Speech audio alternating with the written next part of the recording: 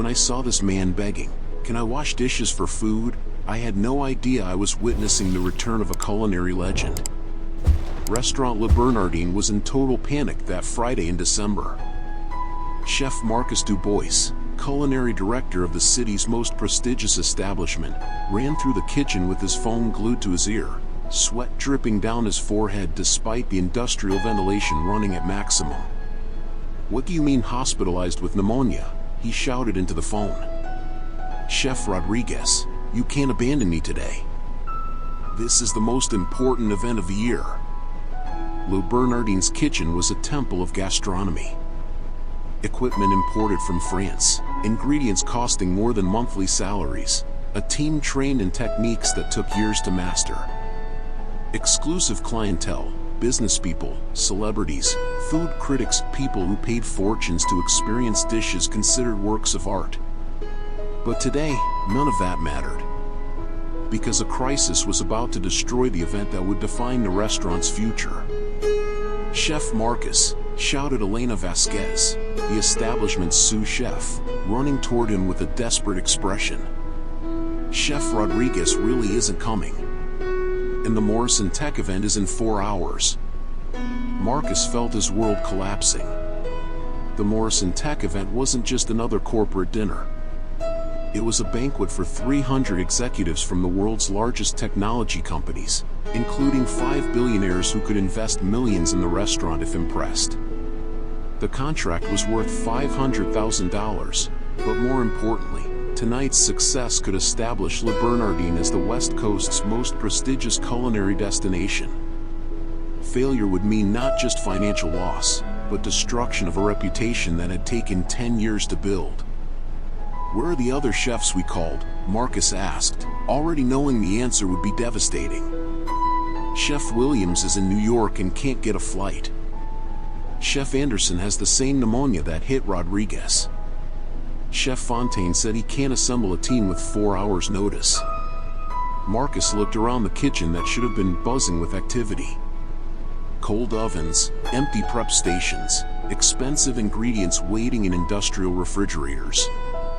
It was like watching an empty theater moments before opening night. "Marcus," Elena said carefully, "we have to cancel. There's no way to prepare a banquet for 300 people without a head chef." "Cancel?" Marcus felt nauseous. "Elena, if we cancel this event, Le Bernardin closes in 6 months. The reputation will never recover." James Walsh, the restaurant manager, appeared with more bad news. At 28, James had coordinated hundreds of events, but had never faced a crisis of this magnitude. "Marcus, the first guests have started arriving for the cocktail hour. David Morrison is asking if he can meet the chef responsible for the menu." David Morrison, technology billionaire, owner of 3 companies worth more than the GDP of small countries. A man accustomed to excellence in everything, especially food. "What do I tell him?" James asked. "Tell him that." Marcus began, then stopped. There was no good answer to that question. It was in this moment of total desperation that they heard a hesitant voice coming from the staff entrance. "Excuse me, may I speak with someone in charge?" Everyone turned. In the kitchen doorway stood a man approximately 45 years old, slightly disheveled gray hair, unshaven, wearing clothes that had clearly been worn for several consecutive days. His posture was humble, but his blue eyes shone with an intelligence that didn't quite match his appearance. Elena automatically approached. "Sir, this is a restricted area. If you're looking for employment, you need to speak with human resources during business hours." "I didn't exactly come looking for employment," the man said, his voice carrying an accent nobody could identify, perhaps French, possibly Italian. "I heard you talking about problems with tonight's event. I can help." Marcus, Elena and James exchanged glances ranging from confusion to irritation. "Help how?" Marcus asked. The man took a deep breath, as if gathering courage. "I can cook. I know it seems strange, but I have experience in professional kitchens." I'd be willing to help tonight in exchange for just a plate of food. The silence that followed was broken by James's incredulous laughter. Sir, this is a fine dining restaurant, not a hostel or social program. I understand, the man said, showing no offense. But you're in difficulties, and I can cook. Really cook? Elena studied his face more carefully. There was something about his calm confidence that defied his disheveled appearance. What kind of experience do you have? She heard herself asking. I've worked in kitchens in Europe. I understand classic French techniques, brigade management, coordination of service for large events. Marcus almost laughed. French techniques? Sir, our menu tonight includes dishes that take years to master. Like what? The man asked calmly. Deconstructed cocoa vin with red wine foam and wild mushroom reduction. Molecular bouillabaisse with saffron essence and flambéed crustaceans. Chocolate soufflé with Grand Marnier liquid center. The man nodded as if hearing a shopping list. Classic techniques with modern presentation. Nothing impossible if you understand the foundations of French cuisine. Elena felt something shift in her perception of the stranger. The way he had responded, not with arrogance, but with casual familiarity, suggested knowledge far beyond basic. What's your name? She asked. Pierre, he replied simply. Pierre what? Just Pierre. Marcus was about to dismiss the man when his phone rang. It was David Morrison. Chef Marcus, I'm looking forward to learning about tonight's menu. I brought some friends who are true gastronomy connoisseurs. I hope you're prepared to impress. Marcus hung up feeling his stomach churn. Elena, if we don't do something in the next 10 minutes, we'll have to cancel the most important event in our history. Pierre approached calmly. Can I give a quick demonstration? 15 minutes. If it's not satisfactory, I'll leave and won't bother you again. Demonstration of what? James asked skeptically. I can prepare one of tonight's menu dishes. You judge if it meets quality standards. Elena looked at Marcus, who looked at the clock, then at the empty kitchen where there should have been a full brigade working. 15 minutes, Marcus said finally. But if this is a waste of time, it won't be, Pierre said with quiet confidence. Pierre moved to the prep area and began examining the available ingredients. His hands moved through the products with unquestionable familiarity, checking fish freshness, testing mushroom texture, smelling herbs with the precision of someone who knew exactly what they were looking for. I'll prepare the bouillabaisse, he announced, beginning to work. What happened over the next 15 minutes made the entire kitchen stop to watch. Pierre worked with precision that bordered on supernatural. His brunoise cut was mathematically perfect. His flambé technique created controlled flames that danced exactly as they should. He seasoned by instinct, adjusted flavors without tasting, and built the presentation as if painting a masterpiece. How does he know where everything is? Elena whispered to Marcus. And why is he working as if he designed this kitchen? Marcus replied, equally fascinated. When Pierre finished, he placed before them a dish that looked like it came from a gourmet magazine. The bouillabaisse was visually perfect, with saffron foam artistically distributed and crustaceans arranged like jewels. Taste, he said simply. Marcus took a spoon and brought it to his mouth. His eyes closed involuntarily. The flavor was impossible. Layers of complexity that revealed themselves progressively, perfect balance between all elements, impeccable technique disguised as simplicity. This is... Marcus began, then stopped. This is Michelin level. This is better than Michelin level. Elena tasted and felt her legs go weak. Pierre, where did you learn to cook like this? Here and there, he replied evasively. James tasted and nearly dropped his spoon. Man, this is incredible. This is better than anything I've ever eaten in my life. Because you're still learning, Pierre said gently, without condescension. French cuisine demands time and patience to master. Marcus was looking at Pierre with new understanding. You didn't learn this in any kitchen. This is executive chef technique. I've worked in good places. What places? Pierre was already moving to the kitchen's main station. If you'll allow me, I can begin preparation for tonight's event. Time is becoming critical. Elena looked at Marcus, who looked at the perfect dish, then back at Pierre. Pierre, you're hired. Temporarily. Just for today. Can you really cook for 300 people? I can. Can you do it without destroying our reputation? Pierre looked directly into her eyes, and for a moment, Elena saw something there that made her stop breathing. Deep knowledge, ancient sadness, and underneath it all, a confidence that came from years, perhaps decades, of experience in situations exactly like this. I can do this, he said calmly. Then do it. Pierre nodded once and began moving through the kitchen as if he'd worked there for years. He reorganized stations, inventoried ingredients, and within minutes had created an execution plan that Marcus recognized as a masterwork. First, we need to call back all support staff, Pierre said. We'll need every person to coordinate this service. And if they ask who you are, James asked. Pierre paused, something shadowy passing over his face. Tell them I'm the substitute chef. Nothing more.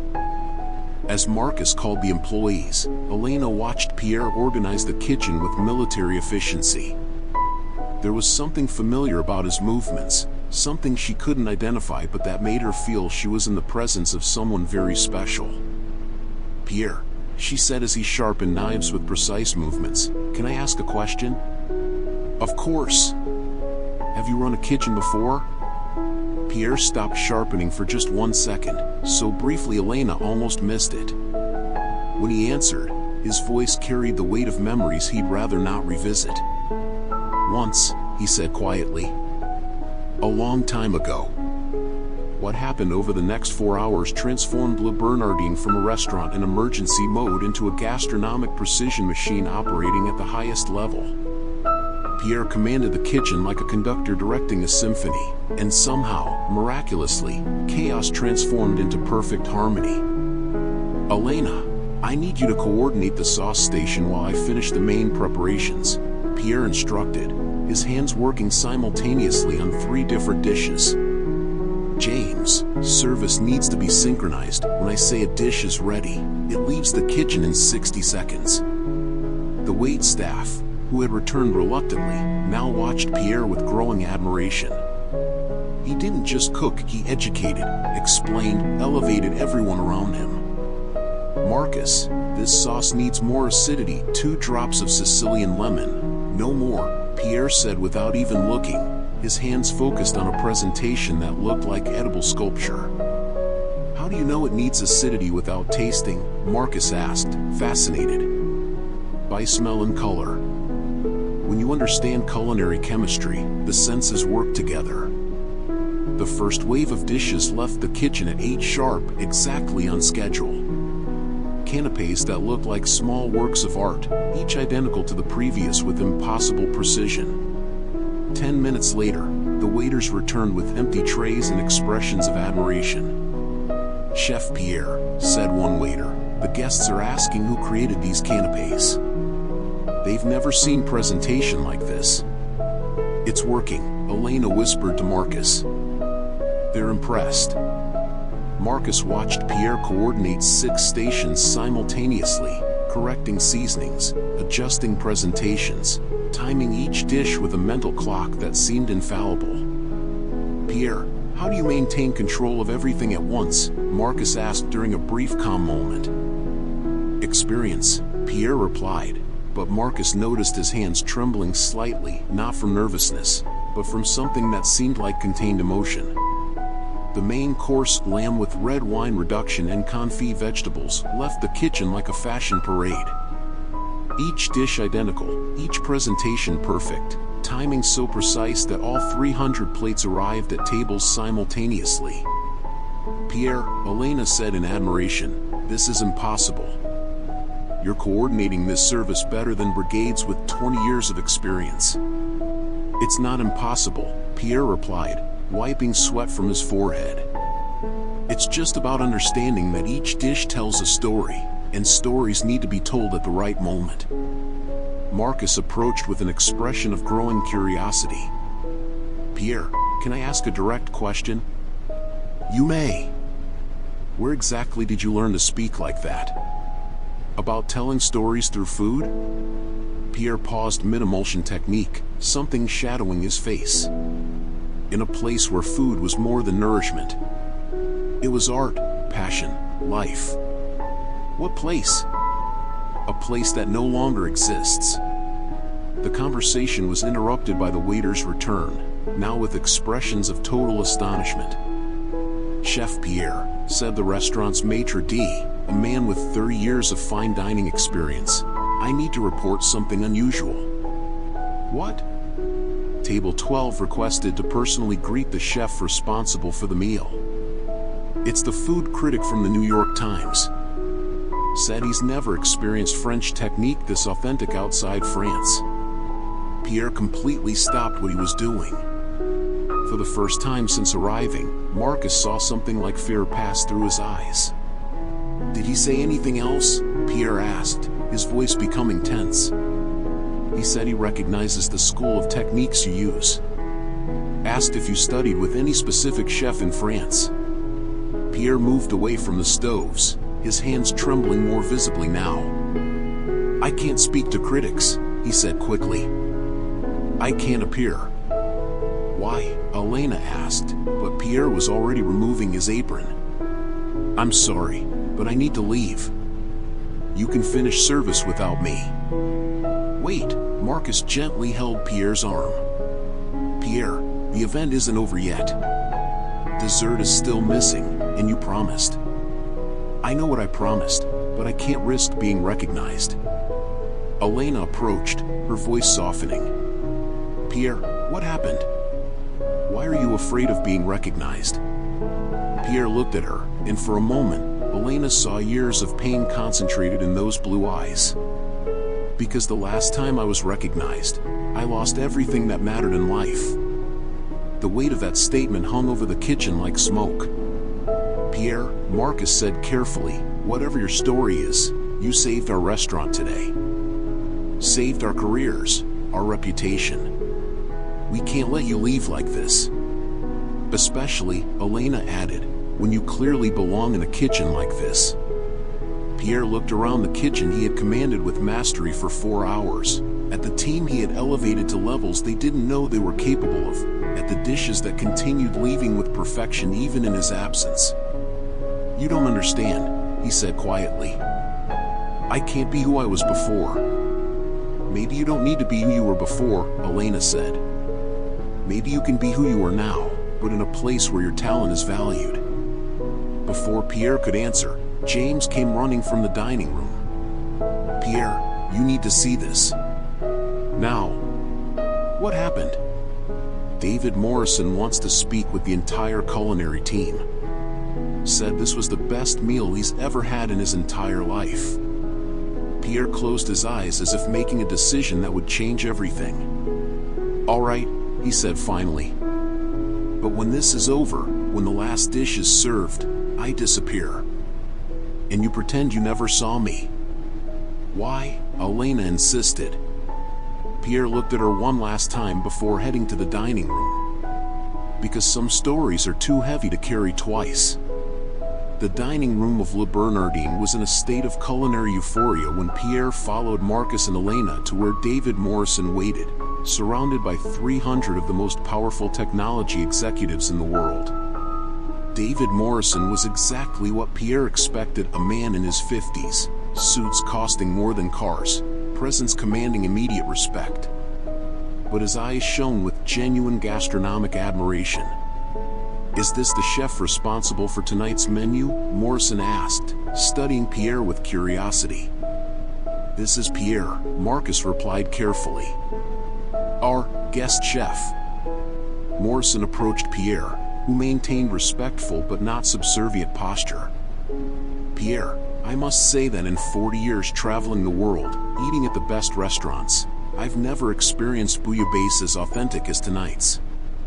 Where did you study? Pierre hesitated. In France, sir. What region? I recognize very specific techniques in your dishes. Various regions, Pierre replied evasively. Morrison smiled. Modesty is an admirable quality. But Pierre, you cook like someone who learned from the great masters. I had good teachers. Who? Pierre was visibly uncomfortable, but before he could answer, a familiar voice echoed through the restaurant. Pierre Dubois? Everyone turned. An elegant man with graying hair was approaching the New York Times critic who had requested to meet the chef. Henri Marchand, the critic introduced himself to Morrison, but his eyes remained fixed on Pierre. Food critic. And unless I'm mistaken, he paused dramatically, this is Pierre Dubois. Pierre felt his blood run cold. The name he hadn't heard in 3 years had been spoken aloud in front of 300 people. Henri, Pierre said quietly, you're mistaken. Mistaken, Henri smiled, but it wasn't a friendly smile. Pierre, I wrote 3 articles about your restaurant in Paris. La Lumiere. 3 Michelin stars. You were considered the future of French gastronomy. The silence in the dining room was deafening. Morrison looked between Pierre and Henri with growing fascination. Wait, Morrison said slowly, are you saying our chef tonight is Pierre Dubois? The chef who disappeared 3 years ago after losing everything because of alcohol, Henri completed cruelly. After destroying Paris's most promising restaurant in a single night of drunkenness. Pierre closed his eyes, feeling the world he had tried to rebuild collapsing again. Henri, please. Pierre, you disappeared from France like a coward. Abandoned your brigade, your investors, your reputation. And now you reappear here, hiding behind a fake name? Elena instinctively placed herself between Henri and Pierre. Mr. Marchand, whatever the history, Pierre saved our event tonight. Saved? Henri laughed. He's using you to try to return to the gastronomic scene through the back door. Typical of someone who lacks the courage to face the consequences of their mistakes. Pierre opened his eyes and looked directly at Henri. For a moment, Elena saw a glimpse of the renowned chef he had been: pride, authority, refusal to be diminished. Henri, you're right. I fled France like a coward. I lost my restaurant, my brigade, my reputation because of drink. Pierre paused. But tonight wasn't about fleeing. It was about remembering why I became a chef. To impress critics? To regain Michelin stars? To create something beautiful that feeds people, Pierre replied, his voice gaining strength. To remember that food is about caring for others, not about personal ego. Morrison had been listening to this exchange with growing fascination. Pierre, or should I say, Chef Dubois, may I ask a question? You may. If you're really who Henri says you are, why were you asking to work for food? Pierre looked around the room at the 300 executives now watching him with curiosity, at Elena and Marcus who had given him a chance when he needed it most, at Henri who represented everything he had lost. Because 3 years ago, I lost the right to be called a chef. Today, I tried to earn that right back by doing what chefs truly do: feed people. The room fell completely silent. And did you succeed? Morrison asked. Pierre looked at Henri, then at Elena, finally at his own dishes being savored by 300 people. That you'll have to decide. Morrison approached Pierre, his expression shifting from curiosity to something close to admiration. Chef Dubois, Henri may be right about your past, but he can't deny the present. This meal was extraordinary. Thank you, Pierre replied simply. Henri, Morrison turned to the critic. Did you write about La Lumiere when it was operating? I did. 3 praising articles before everything fell apart. And how does today's food compare to that time? Henri, visibly uncomfortable with the question. It's technically proficient. Henri, Morrison pressed, I'm asking directly. As a chef, is Pierre better or worse than 3 years ago? Henri looked at Pierre, then at the empty plates on the surrounding tables. Better, he admitted reluctantly. Much better. There's a maturity in the food that didn't exist before. Pierre smiled sadly. Suffering teaches things success cannot teach. Morrison nodded. Pierre, I have a proposal for you. What kind of proposal? I want to invest in opening a new restaurant. With you as executive chef and partner. The silence that followed was broken by Henry's bitter laugh. David, you're going to invest in someone who's already proven unreliable? I'm investing in someone who just created the best dining experience I've ever had, Morrison replied firmly.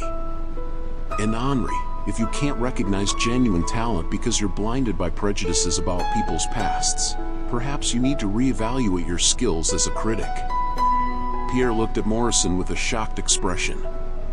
Mr. Morrison, I don't know what to say. Say you'll accept. Say you're ready to return to the world that was always yours. Pierre looked around the room at Elena and Marcus who had bet on him, at the team that had responded to his leadership, at the 300 people who had savored his food with genuine pleasure. I need time to think, he said finally. How much time? 1 night. Just 1 night to decide if I'm ready to be Pierre Dubois again. Morrison nodded. 1 night. But Pierre, don't let fear of failing again stop you from trying again. After the event, when the last guest had left and the kitchen was clean, Pierre sat alone at the chef's table, looking at the hands that had created magic for 1 night. Elena approached with 2 cups of coffee. How do you feel? She asked, sitting beside him. Like I've returned home after 3 years lost, Pierre admitted. But also terrified that it might just be an illusion. Pierre, what really happened in Paris? The complete truth. Pierre remained silent for long minutes, gathering courage to tell a story he had buried for 3 years. La Lumiere was everything to me. 3 Michelin stars, reservations 6 months in advance, a brigade of 15 chefs who were like family. He paused. But the pressure was constant. Critics expecting every dish to be perfect. Investors demanding returns. Media always wanting innovation. And you started drinking? I started drinking to relax after intense services. Then to face the pressure before services. Eventually, I was drinking during services. Elena listened without judgment. The night everything collapsed, I was drunk during a dinner for international critics. I burned a dish, screamed at my sous chef, broke plates in front of guests. Pierre took a deep breath. The video went viral. Within a week, we lost the Michelin stars, all the investors, half the brigade. And you? I fled. Literally fled Paris that same night. I spent 3 years wandering different cities, doing temporary jobs, trying to forget who I had been. Elena placed her hand over Pierre's. And now? Now I don't know if Pierre Dubois deserves a second chance. Pierre, 300 people ate your food today and left transformed. David Morrison, one of the most powerful men in the world, wants to invest in you. That doesn't happen by accident. Pierre looked at Elena with tears in his eyes. What if I fail again? What if the pressure breaks me again? Then you start over as many times as necessary. But Pierre, you can't spend the rest of your life hiding from fear of failure. Pierre fell silent, processing her words. Elena, can I ask a favor? Anything. If I accept Morrison's proposal, if I try to become an executive chef again, would you stay as my sous chef? I need someone I trust to keep me on the right path. Elena smiled. Pierre, it would be an honor to work with you. That night, Pierre walked through the city's empty streets, thinking about the choice he would have to make. 3 years of darkness had ended with a single night of light. The question was, did he have the courage to choose light again? The next morning, Pierre woke up in the small hotel room he had rented with the money Marcus insisted on paying him, looking at David Morrison's business card that had remained on the nightstand all night. At 9 o'clock, his phone rang. It was Elena. Pierre, how are you feeling? Like someone standing at the edge of a cliff, deciding whether to jump or retreat. And which will it be? Pierre looked out the hotel window, watching the city wake up to another normal day. Elena, I need to tell you something I didn't say yesterday. What? When I fled Paris, it wasn't just out of shame. It was because I hurt people who trusted me. Elena remained silent, letting him continue. My sous chef, Claire, was like a daughter to me. She had left everything to work at La Lumiere. The night everything collapsed, I humiliated her in front of everyone, blamed her for my mistakes. What happened to her? She never got work in high-level kitchens again. Other chefs heard my version of the story and believed she was incompetent. Pierre paused. 3 years later, I found out she was working as a waitress to survive. Elena felt her heart tighten. Pierre, if I return to being executive chef, if I accept Morrison's proposal, I first need to fix what I broke. I need to find Claire and ask for forgiveness. Do you know where she is? I do. She works at a small cafe in Portland. Elena, I need to go there before making any decision about the future. Elena immediately understood. Do you want me to come with you? I'd like that very much. 2 hours later, Pierre and Elena were in the car heading to Portland, a 6-hour journey Pierre had avoided for 3 years.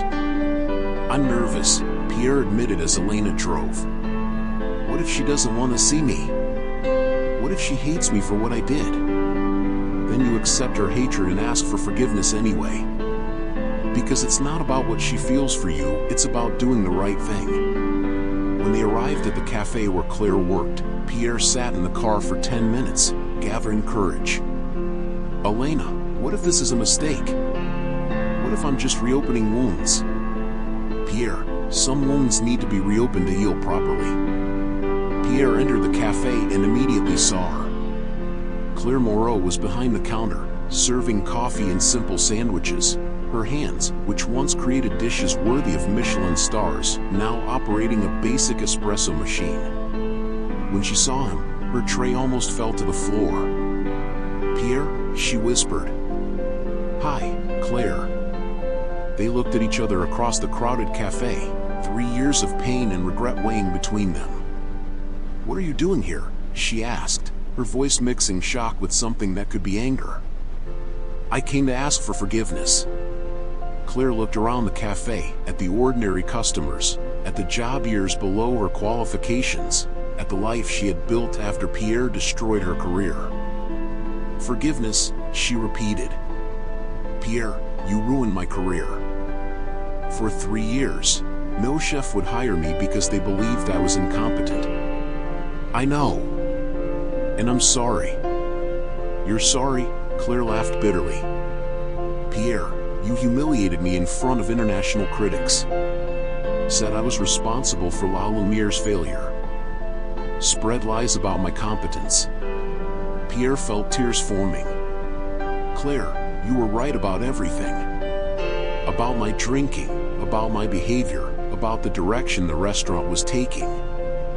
I should have listened to you. But you didn't. And when everything collapsed, you used me as a scapegoat. Yes. And it was the most cowardly thing I've ever done in my life. Claire looked at him with a mixture of pain and curiosity. Why are you here now, Pierre? What do you want from me? I want to undo the damage I caused. I want the world to know you were the best sous chef I ever worked with, that my failure resulted from my weakness, not your incompetence. How do you plan to do that? Pierre took a deep breath. David Morrison offered investment for a new restaurant. If I accept, I want you as executive chef by my side. Claire stared at him incredulously. You want me to be executive chef? You deserve to run your own kitchen, Claire. You always did. And I want it to be with enough investment to create something extraordinary. And what would you do in that setup? I'd be sous chef. Work for you, as it should have been from the start. Claire sat in a nearby chair, processing the impossible proposal. Pierre, why would you do this? Because I've discovered that redemption isn't about returning to the top, it's about using your second chance to elevate other people. Elena, who had been listening from the cafe entrance, approached. Claire? I'm Elena. I worked with Pierre yesterday. I can confirm he's not lying about having changed. Claire looked at Elena, then back at Pierre. You're really sober? 18 months. One day at a time. Claire remained silent for long minutes, looking at the hands that once created culinary art and now served ordinary coffee. Pierre, if I accept this, if I trust you again, you need to understand one thing. What? If you drink again, if you betray me again, there will be no third chance. Pierre nodded. I understand. And Claire? You deserve to have your own kitchen, regardless of what I did in the past. Morrison will invest because your talent is undeniable. Claire looked out the cafe window, then back at Pierre. Okay. Let's try. But this time, we do it right. This time, Pierre agreed. We do it right. 6 months after that meeting in Portland, Claire stood in the kitchen of Renaissance, the restaurant David Morrison had funded with $2 million. But unlike what anyone would have imagined, she wasn't nervous for opening night. She was exactly where she belonged. Pierre worked quietly at the sauce station, following Claire's instructions with a humility that impressed the entire brigade. In 6 months, he had kept his promise, work as sous chef, support Claire's leadership, and never question her culinary decisions. Pierre, how's the Bordelaise sauce? Claire asked, tasting her own main course. Perfect, chef. Reduce for 40 minutes, season according to your specifications. The dynamic between them had become an example of how ego could be set aside in favor of excellence. Pierre, who once commanded a 3-Michelin-star kitchen, now took orders from Claire with genuine gratitude. Chef Claire, said Antoine, a young French cook who had come specifically to work with her, the food press has arrived. 5 critics from national magazines. Claire took a deep breath. Perfect. Pierre, ready to show that redemption works both ways? More than ready, chef. The first hour of service was impeccable. Dishes left the kitchen with clockwork timing, artistic presentation, flavors that made guests close their eyes in pleasure. Table 16 sent compliments to the chef, reported a waiter. Asked if they can meet whoever created the fish dish. Claire smiled at Pierre. That dish was your creation. Under your supervision, chef. All credit is yours. Elena, who had become general manager of Renaissance, approached with exciting news. Claire, the food and wine critic, is already writing notes. I heard her saying she's never experienced culinary leadership this mature in such a young chef. Claire looked at Pierre, who was finishing a dessert with watchmaker precision. Pierre, want to know something ironic? What? Working with you as sous chef has taught me more about leadership than all my years working alone. How so? Because you teach me every day that true authority doesn't come from shouting or intimidation. It comes from serving your team so well they want to give their best. The night reached its climax when Henri Marchand, the critic who had exposed Pierre at Le Bernardin, appeared unexpectedly at the restaurant. Henri, Claire greeted him professionally. We weren't expecting you today. Claire, I need to speak with you and Pierre. In private. They gathered in the office after service, where Henri looked visibly uncomfortable. "I came to apologize," he said directly. Pierre and Claire exchanged surprised looks. "Apologize for what?" Pierre asked. "For being cruel to you at Le Bernardin. For making a public spectacle of your fall when you were clearly trying to redeem yourself." Henri paused, taking a deep breath. "And because I need to confess something. I'm also a recovering alcoholic." The silence in the office was total. "Henri," Claire began, 10 years sober. But when I saw you trying to come back, Pierre, I was afraid your second chance would be easier than mine was. So I acted cruelly because I was jealous." Pierre stood and approached Henri. "Henri, thank you for your honesty." "Pierre, may I ask a question?" "Of course." "How did you find the humility to work as sous chef? To accept Claire as executive chef?" Pierre smiled, looking at Claire with genuine gratitude. "Because I discovered my ego had been my greatest enemy. Working for Claire taught me that serving talented people is more satisfying than commanding through authority." Henri nodded slowly. "May I make a request?" "What?" "May I write the real story? About you two, about redemption, about how the culinary industry can support people in recovery instead of destroying them?" Claire looked at Pierre, who nodded. "You may write it, Henri. But on one condition." "What?" "Focus on the present, not the past. Show that second chances work when built on solid foundations." Henri smiled. "It will be an honor." 3 months later, Henri Marchand's article was on the cover of the world's most influential food magazine, Renaissance: How Two Chefs Transformed Fall into Elevation. The restaurant developed an 8-month waiting list. But more importantly, it became a symbol that the culinary industry could be a place of second chances instead of eternal judgment. 1 year after Renaissance's opening, Pierre stood on the stage of the National Gastronomy Conference, not as the main speaker, but introducing Claire as the first executive chef to win the Innovation in Culinary Leadership award while working in partnership with a chef in recovery. "Ladies and gentlemen," Pierre said into the microphone, "I have the honor of introducing someone who taught me that true leadership isn't about commanding, but about elevating." Claire took the stage wearing the executive chef uniform she had dreamed of for years, but which now meant much more than personal status. "Thank you, Pierre," she said, hugging him in front of 500 gastronomy professionals. "And thank you for teaching me that forgiveness isn't weakness, it's the strength that turns enemies into family." The audience, who knew their story through Henri's article, applauded with visible emotion. 2 years ago, Claire began her speech. "Pierre Dubois was considered a chef in disgrace, and I was a sous chef with no prospects. Today, we run one of the country's most respected restaurants together."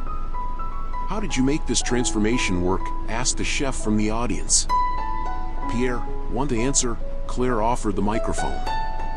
Pierre approached, more comfortable speaking publicly than he had been in years. "It worked because we stopped competing against each other and started working for each other.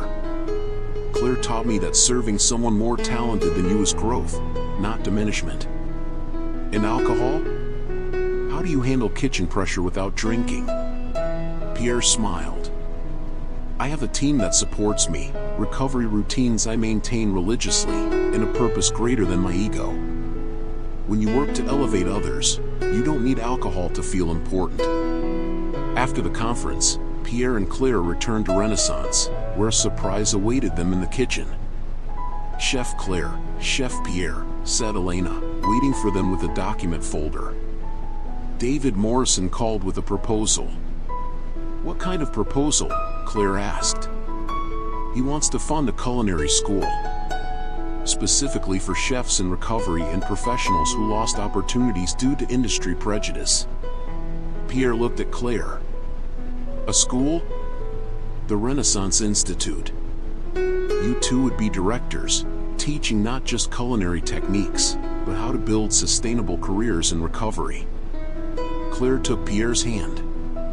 What do you think? I think it's time to turn our personal story into a tool to help others.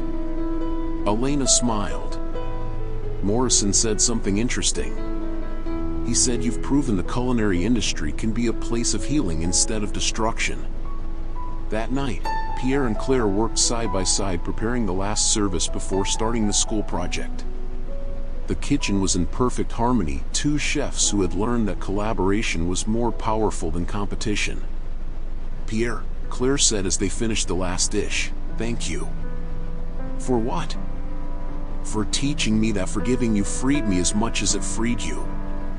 And thank you for teaching me that accepting leadership from someone more qualified isn't humiliation, it's wisdom." 6 months later, the first class of the Renaissance Institute graduated, 12 chefs who had lost everything to addiction, prejudice, or past mistakes, now prepared to start over with renewed dignity and competence. Pierre stood on the graduation stage, no longer as a fallen famous chef, but as a teacher who had found purpose in elevating others. "For years ago," he told the graduates, "I was asking to wash dishes in exchange for food. Today, I help other chefs discover that falls aren't career endings, they're beginnings of better chapters." Chef Pierre asked a journalist in the audience, "What's your message for chefs going through difficulties now?" Pierre looked at Claire, who smiled encouragingly, then at the 12 graduates who represented living proof that second chances worked. "My message is simple. No matter how deep you've fallen, there's always a kitchen willing to give a chance to someone willing to work with humility and competence. And if they're afraid to try again?" Pierre smiled, thinking of the broken man who had begged for work in exchange for food. "Tell them fear is a natural seasoning in cooking. Without it, dishes become bland. Controlled, it creates extraordinary flavors." 3 years after the inauguration of the Renaissance Institute, Pierre stood in the school's demonstration kitchen, teaching a class of 20 students, all chefs who had lost careers for different reasons but shared determination to start over. "Today we'll learn about Bordelaise sauce," Pierre announced, "but not just the technique. We'll learn about patience, precision, and why some recipes can't be rushed." In the front row was Sarah, a chef who had lost her restaurant to financial problems. Next to her, Marcus, a sommelier who had battled alcohol dependency. In the third row, Anna, a pastry chef who had suffered gender discrimination and lost opportunities. "Chef Pierre," Sarah raised her hand, "may I ask a personal question?" "Of course." "Do you still feel like drinking when under pressure?" Pierre paused, placing the knife on the cutting board. It was a question his students asked frequently, and he always answered with honesty. "I do. Especially during intense services or when I make mistakes. But I've learned that feeling the urge to drink is normal, acting on that urge is a choice." "How do you resist?" "I have strategies. When I feel the impulse, I stop what I'm doing, take deep breaths, and remember why I'm here." "Why are you here?" Pierre smiled, looking at the 20 faces watching him with total attention. "I'm here because you deserve to learn from someone who's made every possible mistake. I'm here because teaching keeps me sober better than anything else." Marcus raised his hand. "Chef Pierre, may I share something?" "Of course." "Before coming to the Institute, I had been without work for 2 years. No restaurant wanted to hire a sommelier in recovery. I thought my career was over." Pierre nodded. "And now? Now I know my career is just beginning. Because I've learned that competence without humility is empty, but competence with purpose can open any door." Anna stood up. "Chef Pierre, may I tell my story to the class?" "Please." "I was a pastry chef at a famous restaurant. But the executive chef constantly harassed me. When I reported it, he spread that I was incompetent. I lost my job, my reputation, almost lost my passion for cooking. The room fell silent. But the Institute taught me that my story doesn't end with what others did to me. It ends with what I choose to do from now on." Pierre approached Anna. "And what have you chosen to do?" I chose to open a pastry shop specializing in desserts for charity events. Every sweet sold funds a meal for someone experiencing homelessness. Pierre felt his eyes fill with pride. Anna, that's exactly what I hoped would happen here. How so? I hoped you'd discover that talent without social purpose is just ego. But talent directed toward helping others becomes transformative force. At that moment, Claire entered the classroom carrying a tray with champagne. Class, I have exciting news to share. What news? The students asked in chorus. The Renaissance Institute just received approval to open branches in 10 cities. New York, Chicago, Los Angeles, Miami. Claire paused dramatically. And Paris. Pierre felt as if he'd been punched in the stomach. Paris? Pierre, the gastronomic capital of the world wants our school. They want you to return to teach French chefs about recovery and humble leadership. Pierre slowly sat down. Paris, the city where he had lost everything, where his reputation had been destroyed, where he had fled like a coward. Claire, I don't know if I'm ready to return. Sarah stood up. Chef Pierre, may I say something? Of course. 3 months ago, when I arrived here, I was afraid to even touch a knife again. You taught me that courage is an absence of fear, it's doing the right thing even when afraid. Marcus joined in. Chef, you teach us every day that redemption isn't about erasing the past, it's about using the past to build a better future. Anna completed. If you don't return to Paris, how will we learn that it's possible to face the places that hurt the most? Pierre looked at his students, people who had arrived broken and now radiated renewed confidence. Do you think I should go? We think you should go because Paris needs to see that Pierre Dubois is no longer the chef who fled, Claire said. He's the teacher who transforms lives. Pierre remained silent for long minutes, processing the magnitude of what was being offered. If I go with one condition, he said finally. What? I take you with me. All 20 of you. To show Paris that true success isn't measured in Michelin stars, but in how many lives you can elevate. The room exploded in applause and tears of joy. Pierre, Claire said, emotional, does this mean you're ready to face your past? Pierre looked at his hands, the same hands that once trembled holding bottles, that had begged for work in exchange for food, that now taught others to find strength in vulnerability. It means I'm ready to show Paris that falls can transform into flights.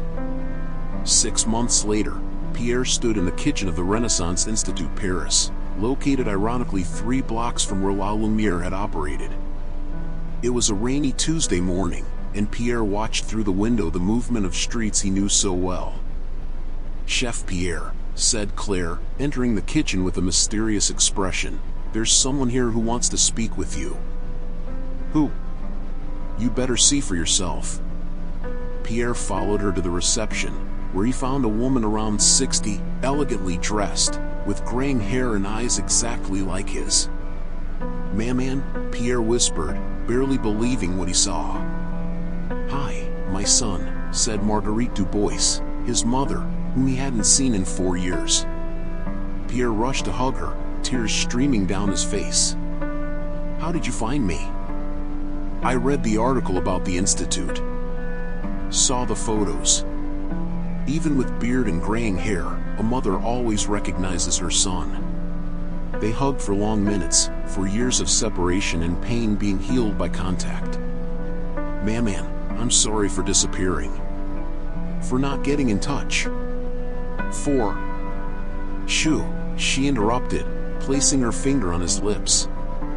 I didn't come here to hear apologies. I came to meet the man my son has become. And what do you think? Marguerite looked around the institute, the classrooms where chefs in recovery learn not just techniques but dignity, the students working with concentration and purpose, the environment of mutual support Pierre and Claire had created.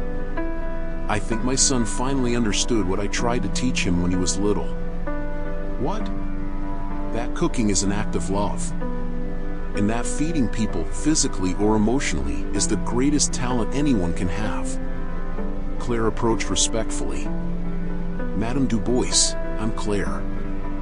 I work with your son. Ah, the famous Claire, Marguerite smiled. Pierre told me much about you in his letters. He writes letters? Claire looked at Pierre surprised. Every week, for a year. Telling about the Institute, the students, how he found peace helping others. Pierre looked slightly embarrassed. Maman, Pierre is very proud to work with you, Claire. Says you're a better chef than he ever was. That's not true, Claire protested. It is, Pierre interrupted. Maman, Claire taught me that real leadership doesn't come from titles or experience, but from genuinely caring about your team's success. Marguerite nodded approvingly. And you, Claire, what has Pierre taught you? Claire thought carefully. He taught me that forgiving doesn't mean forgetting, but means choosing to build something better on the foundation of painful experience. Perfect. Marguerite looked at both with maternal pride. You two have learned what many chefs never discover. What? They asked together.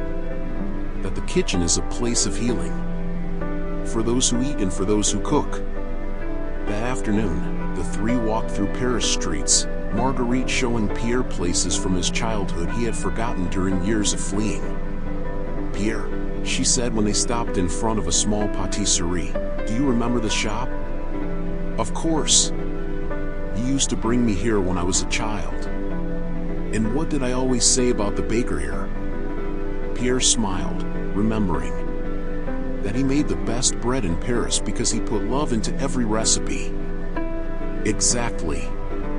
And now you understand what that means? I understand.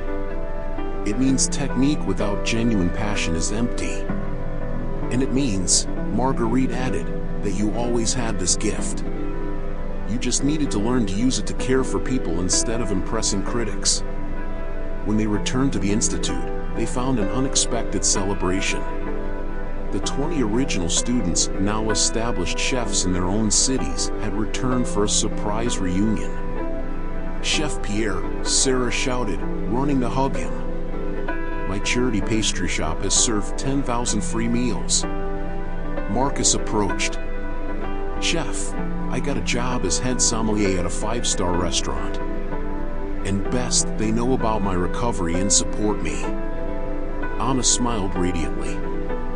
I opened my own patisserie, specializing in desserts for charity events. Pierre looked at his students, now colleagues and friends, who had become living proof that second chances not only worked but flourished. Do you know what my greatest pride is? He asked. What? They responded. It's not the Institute, not the awards, not even being sober. It's knowing that you now teach other chefs that recovery is possible. Claire joined the group. Pierre, there's one final surprise. What? Henri Marchand called. His article about us won the Culinary Journalism Award of the Year. And he wants to write a book about the Institute. A book? About how the culinary industry can support recovery instead of punishing mistakes eternally. Pierre hugged Claire, then his mother, then each of his students. Do you know what this means? He said, tears of gratitude flowing. What? They asked. It means the man who begged to wash dishes for food managed to wash the soul of the entire gastronomy world. The collective laughter echoed through the Institute's kitchen, mixed with tears of joy from people who had discovered that competence with compassion could truly transform an entire industry. 5 years after that day at Le Bernardin, Pierre was sitting at his desk at the Renaissance Institute Paris, reviewing application letters from around the world from people wanting to study at his school. But one particular letter had caught his attention that morning. It was from a young chef named Antoine, written with trembling handwriting. Chef Pierre, I lost my job because of drinking. My wife left me, my children won't speak to me. I saw your story online and thought, maybe there's still hope. I can travel from anywhere in the world if you give me a chance. Pierre smiled, recognizing his own pain in the young man's words. He picked up the phone and dialed.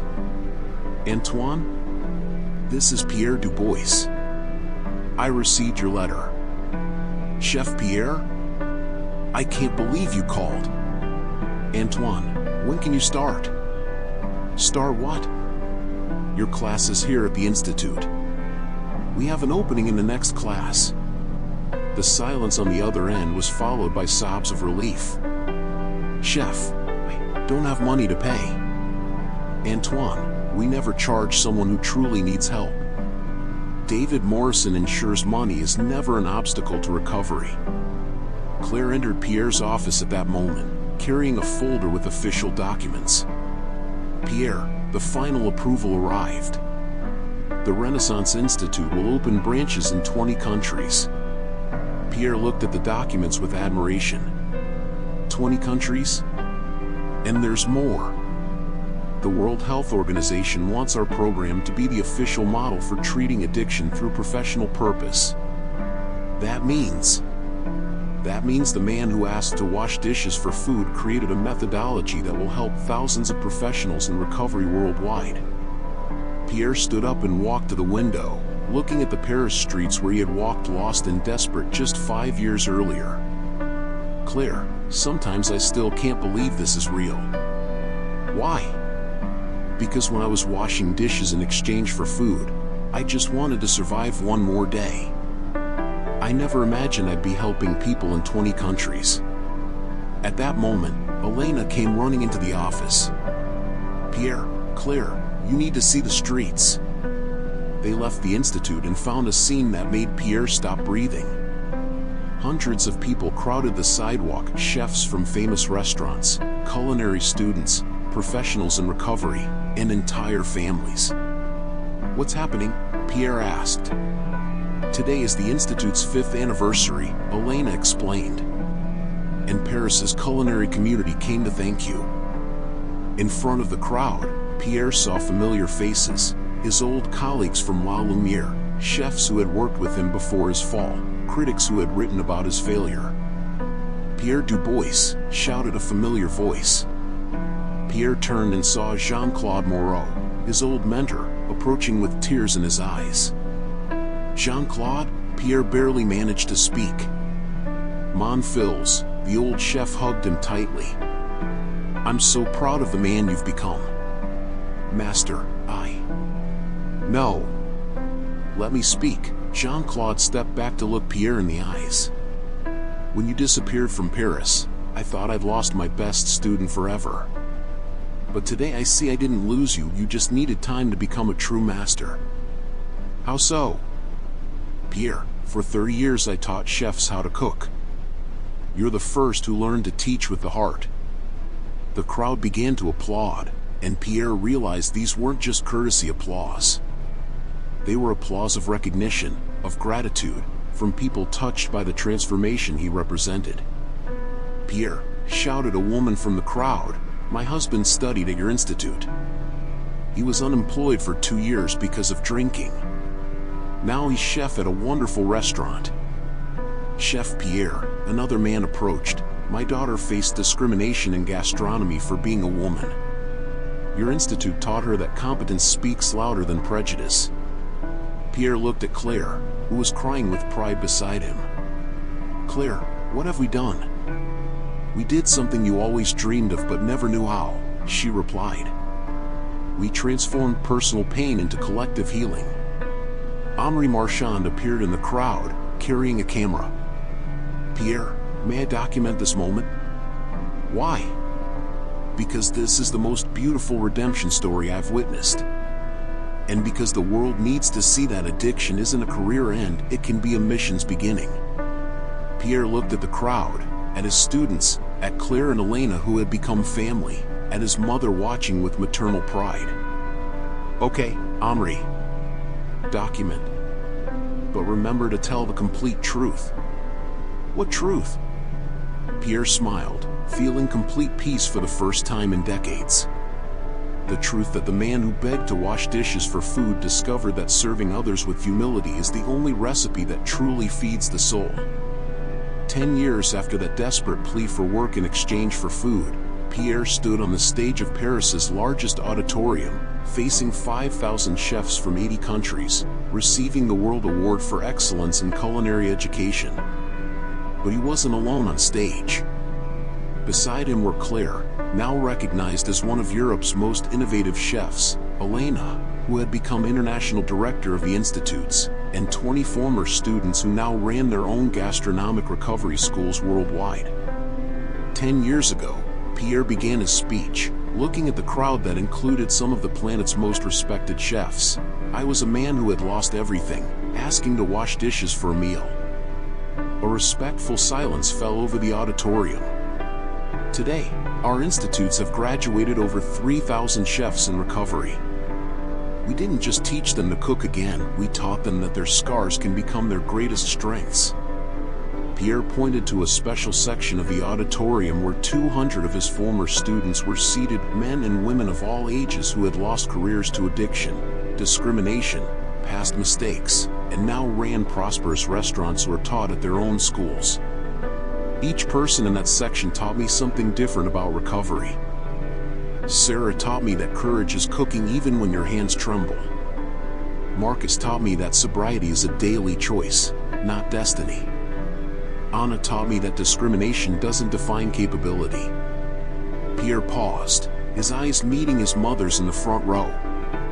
But the person who taught me most was Claire, who showed me that accepting leadership from someone more competent isn't humiliation, it's growth. The audience applauded, but Pierre raised his hand for silence. I want to share something I've never said publicly. The Renaissance Institute doesn't exist just to help chefs in recovery. What do you mean? Asked a journalist in the audience. It exists to prove that the culinary industry can be a place of healing instead of destruction.